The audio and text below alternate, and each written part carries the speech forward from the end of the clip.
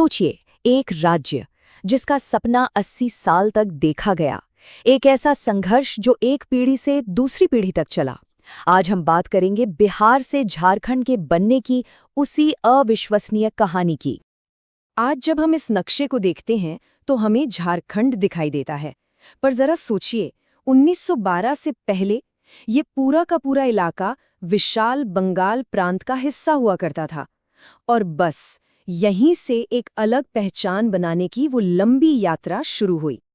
तो सवाल यही है, 80 साल का लंबा संघर्ष, दर्जनों संगठन और बस एक सपना, आखिर ये सब कैसे हुआ? कैसे बना झारखंड? एक ऐसा सपना जिसे हकीकत बनने में आप कह सकते हैं लगभग एक सदी लग गई। चलिए इसी कहानी में थोड़ा और गहरा उतरते हैं। तो कहानी की शुरुआत होती है 20वीं सदी के बिल्कुल शुरुआती सालों से। ये वो वक्त था जब इस इलाके में अपनी पहचान और कह सकते हैं अपनी आज़ादी के लिए पहली बार संगठित आवाजें उठनी शुरू हो रही थीं। और इस कहानी में पहला बड़ा मोड़ आता है साल 1915 में, जब छोटा नागपुर उन्नति समाज बना। ये उन पहले संगठनों में से एक था जिसने आदिवासी पहचान और सुधार की मांग को एक आवाज दी, एक मंच दिया, और कह सकते हैं कि यहीं से आंदोलन की पहली चिंगारी भड़की। लेकिन उन्नति समाज अकेला नहीं था, धीरे धीरे और भी लोग जुड़े। 1930 में किसान सभा बनी, फिर 1933 में छोटा नागपुर कैथोलिक सभा। अब देखिए, ये सारे संगठन समाज के अलग अलग हिस्सों की बात कर रहे थे, लेकिन इन सब में एक बात कॉमन थी, एक इच्छा जो सब में बढ़ रही थी, और वो थी अपनी स्वायत्ता की, अपने हक की।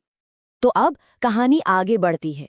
ये जो अलग अलग कोशिशें हो रही थीं, अब वो एक साथ मिलकर एक बड़ी ताकत बनने वाली थीं। और यहीं पर हमें एकता की असली ताकत देखने को मिलती है। तारीख थी 31 मई 1938। छोटा नागपुर उन्नति समाज, किसान सभा, कैथोलिक सभा, मुंडा सभा और हो माल्तो मारंग सभा, ये पांचों अलग अलग संगठन एक साथ आए और मिलकर बनाया एक विशाल संगठन, आदिवासी महासभा। ये वाकई में एक ऐतिहासिक पल था। तो संगठन तो बन गया था, एक ताकत भी बन गई थी, लेकिन अब भी एक कमी थी।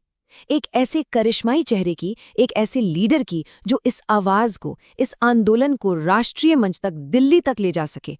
और फिर एंट्री होती है एक ऐसे शख्स की जिसने आकर सब कुछ बदल दिया। वो शख्स थे जयपाल सिंह मुंडा। साल था 1939 जब वो इस आंदोलन से जुड़े, और उनके आने से इस संघर्ष को एक बहुत ही शक्तिशाली और असरदार आवाज मिल गई।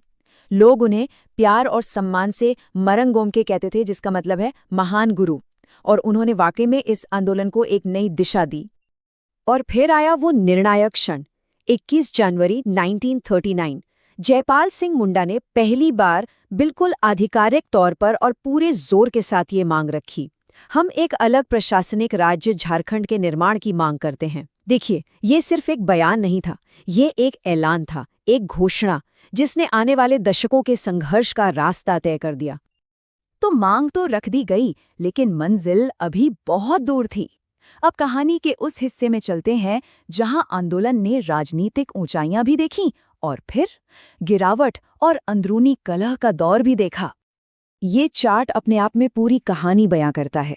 देखिए, 1952 के चुनाव में झारखंड पार्टी ने 33 सीटें जीती और बिहार में मुख्य विपक्षी दल बन गई।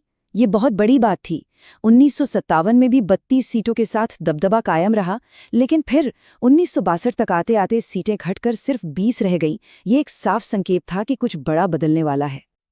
और वो बदलाव आया 20 जून 1963 को। इस दिन झारखंड पार्टी का भारतीय राष्ट्रीय कांग्रेस में विलय हो गया। ये एक बहुत ही विवादास्पद फैसला था। कई लोगों ने तो इसे एक बड़ा धोखा माना, और इस एक कदम ने आंदोलन को बहुत बहुत ज्यादा कमजोर कर दिया। ये जो टाइमलाइन है, ये आंदोलन के सबसे मुश्किल दौर को दिखाती है। 1963 में विलय हुआ, फिर 1969 में जयपाल सिंह मुंडा ने कांग्रेस से इस्तीफा दे दिया, और फिर 1970 में उनका निधन हो गया। लीडर के जाने के बाद आंदोलन जैसे नेतृत्वहीन हो गया, और 1973 आते आते तो ये संघर्ष लगभग थम सा गया था। लेकिन जैसा कहते हैं, हर रात के बाद सुबह होती है। कहानी यहाँ खत्म नहीं हुई। अब शुरू होता है चौथा दौर, जहाँ कार्यकर्ताओं और संगठनों की एक नई पीढ़ी ने इस आंदोलन में फिर से जान फूंकी। और इसकी शुरुआत हुई 4 फरवरी 1973 को, जब झारखंड मुक्ति मोर्चा यानी जेएमएम बना। विनोद बिहारी महतो और शिबू सोरेन जैसे नेताओं ने मिलकर इस लगभग खत्म हो चुके आंदोलन को फिर से खड़ा कर दिया। और इस बार आंदोलन को नई ऊर्जा मिली छात्रों से। 1986 में ऑल झारखंड स्टूडेंट्स यूनियन यानी आजसू का गठन हुआ और इसने युवाओं की पूरी एक नई पीढ़ी को इस आंदोलन से जोड़ा और राज्य की मांग में एक नया जोश, एक नई आग भर दी। फिर आई एक बड़ी राजनीतिक जीत, 9 अगस्त 1995। इस दिन झारखंड एरिया ऑटोनमस काउंसिल यानी जेएएसी का गठन हुआ। अब यह पूरा राज्य तो नहीं था, लेकिन इसने एक तरह से सीमित स्वशासन का अधिकार दिया और ये एक बहुत बड़ा कदम था जिसने पूर्ण राज्य का दर्जा पाने का रास्ता साफ कर दिया। और अब हम पहुंच गए हैं कहानी के आखिरी और सबसे रोमांचक हिस्से में। अब हम देखेंगे कि कैसे दशकों के इस लंबे संघर्ष के बाद आखिर के कुछ सालों में राजनीतिक घटनाक्रम इतनी तेजी से बदले कि मंजिल सामने आ गई। जरा इस टाइमलाइन पर नजर डालिए और देखिए कि आखिर में सब कुछ कितनी तेजी से हुआ। 1997 में बिहार विधानसभा ने अलग राज्य का प्रस्ताव पास किया। फिर अप्रैल 2000 में बिहार राज्य पुनर्गठन बिल को मंजूरी मिली। 2 अगस्त को बिल लोकसभा में पास, 11 अगस्त को राज्यसभा में पास और 25 अगस्त को राष्ट्रपति के.आर. नारायणन ने इस पर दस्तखत कर दिए। मतलब दशकों का संघर्ष कुछ ही महीनों के अंदर अपनी मंजिल पर पहुंच गया।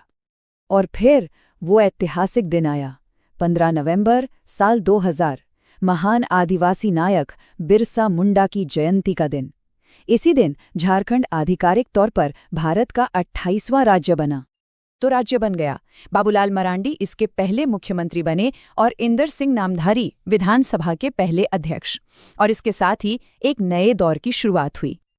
तो ये कहानी है दृढ़ता की, लगन की, एक ऐसे सपने की जो एक पीढ़ी से दूसरी पीढ़ी तक चलता रहा और आखिरकार सच हुआ।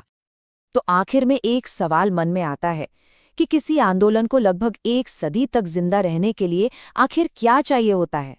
शायद इसी सवाल का जवाब झारखंड के इस लंबे संघर्ष की असली विरासत है।